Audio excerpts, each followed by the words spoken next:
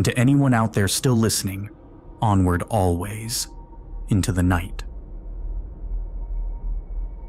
Captain Clark sighed heavily as he clicked off the radio and stepped away from the console. The bridge of Onward was small and somewhat cluttered. It was only a personal cargo vessel meant to transport things to and from the various stations throughout the solar system. It was never meant for long-distance travel, but there was little choice now. Clark shuffled through the door at the back of the bridge and into the captain's cabin, which was larger than the bridge. On the left side was a compact kitchen, and on the right was his bedroom. At the back of the cabin was another door which opened into a very short corridor. In the corridor was a door to the right, which opened to a tiny bathroom, and a door to the left, which opened to a small pantry and storage room. At the end of the corridor was the door to the cargo hold. Fortunately for Clark, his latest contract was to haul some basic supplies to the transfer station near Mars, so his cargo hold was full of things that would help him. He stopped at the cupboard next to his bed and opened it. There was a large collection of alcohol and a small collection of fine cigars. Clark chose an aged bourbon to pour into a decorative glass and a small dark cigar to tuck into the corner of his lip. He then turned off the oppressive white lights throughout Onward and turned the vessel's speaker system on. The third movement of Carl Nielsen's Second Symphony blasted through the ship as he walked back into the bridge and sat on his chair. Nielsen's deep, dramatic brass, the sweet smoke of the cigar, the burn of the bourbon, and the beautiful view out of the observation shield was a deeply moving and haunting conglomerate of sensations that always touched Clark, even in times as dark as these. He had left the system months ago and was now in unexplored space. He had used most of his fuel, engaging Onward's very limited and rudimentary faster-than-light travel, just to get out of the system as quickly as possible, just like anyone else who was lucky enough to be on a ship when it happened. Though, Clark was beginning to wonder if the ones who made it out actually were the lucky ones or not. With his fuel low, he resumed normal travel once he felt he was far enough from the system, and began to coast on solar sails and the momentum Onward had gathered. Hopefully, he would only have to use fuel minimally for directional changes, should the need arise. Since returning to normal travel, every day had essentially been the same. He would wake up, take care of his necessities, tidy up Onward, perform any maintenance that needed done, try to reach other people on the radio, then drink and look at the stars when it inevitably failed. In the early days, there was a little bit of chatter on the radio, but not much. Nothing coordinated, mostly panicked people or those lost to despair. But for the vast majority of Clark's exodus, all of his attempts to speak with someone else via the radio had been met with conquering silence. He knew there were other people out there somewhere, though few. He also knew, however, that the desperate dash made by all the survivors in no particular direction, for extremely vast distances, all but promised they would never again find each other. Regardless, the idea of finally finding another human was one of the few things that kept him going. That, and the name of his ship. As silly as it seemed, he had come to feel that, in a sense, by naming his beloved ship Onward, he had made it some sort of promise. Onward always, no matter what. This phrase had adopted such a meaning to him that he had even begun to use a variation of it as a sort of sign-off for his radio transmissions. Onward always, into the night. Still, he often found the endless, repetitive cycle very difficult. It was tedious, empty, lonely. More often than not, Clark found himself wondering what the point was. he was never going to find more people. And even if he did, it wouldn't matter. They would have no idea where they were, and it wouldn't matter anyway, because there was no home to return to. He drank deeply from the bourbon, letting it warm his throat before taking another drag from the cigar and tapping the ash into an ashtray. At least the view was still beautiful, he thought to himself. Nielsen's symphony concluded and was followed up by Beethoven's 14th String Quartet. Clark let out a half chuckle and smirked before finishing his bourbon and laying the cigar gently in the ashtray. The next morning, Clark stirred slowly. His head was groggy and he felt a tight knot in his stomach. Like every night, he had drank a little too much, and like every morning he felt worse than the last. His body begged him to lie back down and continue sleeping, but he had decided long ago that keeping some sort of schedule was vital. It gave him some sort of normalcy, and was also one of the few ways he could artificially create some sort of stability. He groaned and rose to his feet, swaying a bit with the unsteady feet of a hangover. Clark shuffled slowly over to the kitchen on the other side of the cabin and pressed the on button of the coffee maker. The cabin was filled with the all-too-familiar scent of cheap, preserved coffee that was likely more artificial than not. The moment I run out of coffee, Clark mumbled to the empty cabin. I am decoupling the cargo bay and leaping out. Onward had become so important to him, and he had become so lonely that he tended to personify the ship, talking to it and taking care of it the best he could. Clark had a small breakfast with his coffee, mostly consisting of preserved eggs and sausage he had found in the cargo hold. Once, this breakfast had been destined to be enjoyed by some family aboard the transfer station near Mars, but now it had been condemned to the same prison Clark had found himself in. As he chewed on the rubbery egg, he couldn't help but wonder who else would have eaten it instead of him. Some hopeful farmer on his way to the Mars colony, perhaps? A brave adventurer headed towards the deeper stations and colonies? A child gone out to see the system with their parents? It had been a hopeful world with bright prospects for anyone who sought them. But now... Clark sighed and pushed away the empty plate before drinking the rest of his coffee. He lazily took the plate and cup over to the sink that used constantly recycled and treated water, and washed them carefully before drying them and putting them away. Next was his daily exercise routine and shower, just like every other morning. He had to keep the routine. It was all he had. When he was done, he moved about the ship for several hours, finding every possible thing he could to clean or tinker with, before sitting down heavily at his radio with a glass of scotch. Good evening.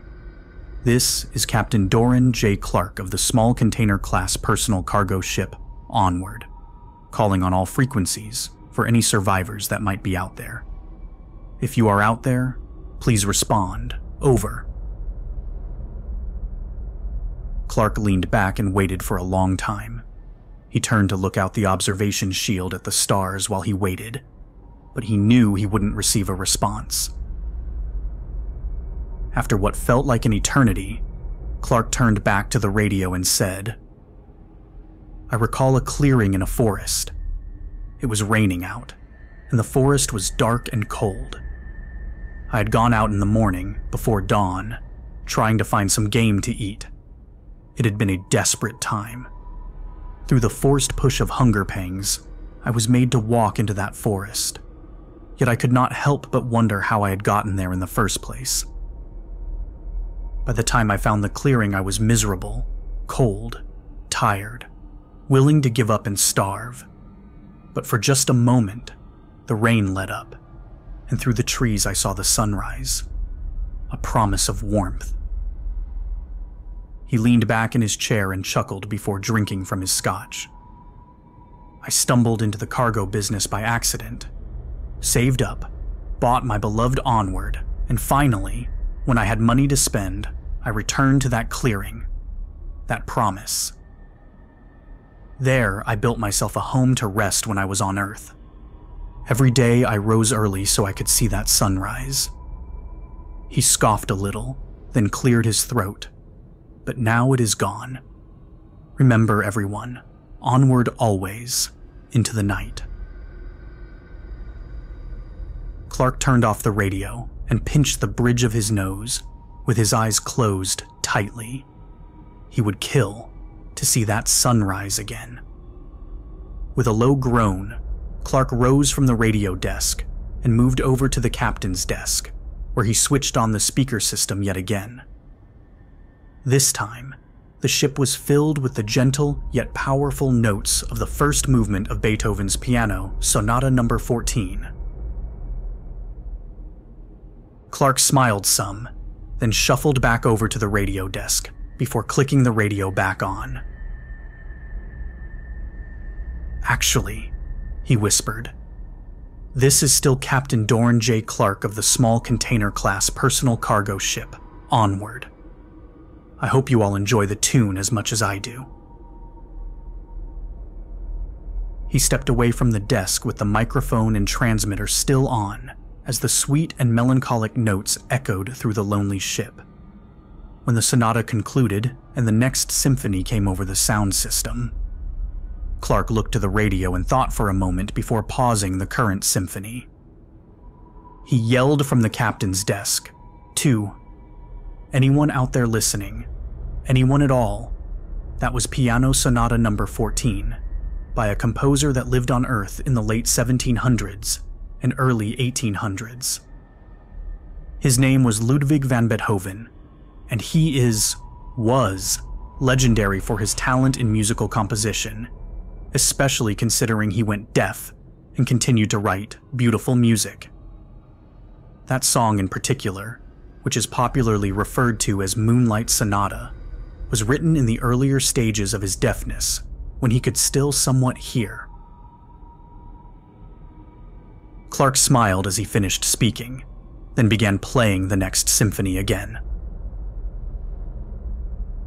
The next morning, Clark rose from his sleep peacefully when his alarm went off, and smiled some. He stepped out into the bridge and looked out of the observation shield, pretending he could see the sunrise from that little clearing in the woods. After a few minutes, he left the bridge to complete his daily routine as quickly as he could, then excitedly returned to the bridge. Carefully, he unplugged all of the components of the radio, cautiously scooted the radio desk next to the captain's desk in front of the observation shield, and plugged everything back in. With a smile, he sat down in the chair and turned on the radio. "Hello, everyone. This is Captain Doran J. Clark of the small container-class personal cargo ship, Onward. Tonight I will treat you to a piece by a Russian composer named Pyotr Ilyich Tchaikovsky, commonly called Serenade for Strings." As Clark listened, he came up with an idea and hurried to his cabin. He threw open one of the closets by his bunk, revealing several shelves lined with books. With a large grin, he tucked a few into his arms and hurried back to the desk. As the music played in the background, Clark cracked open one of the books and began to read out loud for hours. His popularity had grown massively among the general public. Crowns were placed on his statues, and despite all the pain Rome had felt regarding kings, people still proclaimed Caesar Rex. Even still, it was his refusal of a crown, and that became legendary among the people. He would help the workers, according to legend, and even eat and sleep with them. It took nearly 13 years to finish the irrigation system, but the success of the project would last for millennia. As he fell into the pit, he proclaimed to the king how the little piglets will squeal when they hear how the old boar suffered. The king shuddered, as he knew a terrible wrath would soon be unleashed on his lands. While he preferred diplomacy, his tribe became a powerful military force, which the king was happy to subdue his enemies with, should the need arise. Under him, the tribe grew into an empire. Interestingly, after a European saved his life from an assassination attempt, he permitted European colonists to enter his territory. After having been brought the birds, she ordered that bags of sulfur be tied to their feet and lit a flame before the birds were released back into the city from whence they came. One source claims that not a house survived the ensuing inferno. Every morning, Clark would complete his daily routine as fast as possible before returning to the radio and playing music while reading from his books throughout the whole day and most of the night. Again, the second movement of Carl Nielsen's Second Symphony was blasting dramatically as Clark read, "It's not about Berlin anymore. It's not about the Reich anymore." And so enemy fought side by side with enemy. Foes of among the bloodiest and most terrible war were made friends by one simple goal: to save lives. Clark closed the book and smiled as the first half of the third movement concluded, and the powerful brass blasted marking the second half. He spoke in a low voice. "We were a flawed people, capable of terrible, terrible things, but also of beauty. Every horrible act of malice met by a beautiful act of compassion.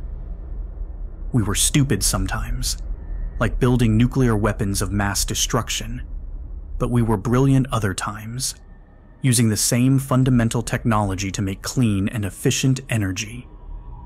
We destroyed things, but we also created beautiful things, like music. I don't know what's normal for a civilization, but I'd say we went from striking rocks together to make fire for the very first time to our first manned flights in space pretty quickly.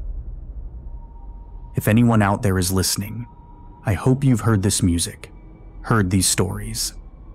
As one lowly individual speaking for a dying race, I say we have one last wish. Remember us. And remember, onward always, into the night.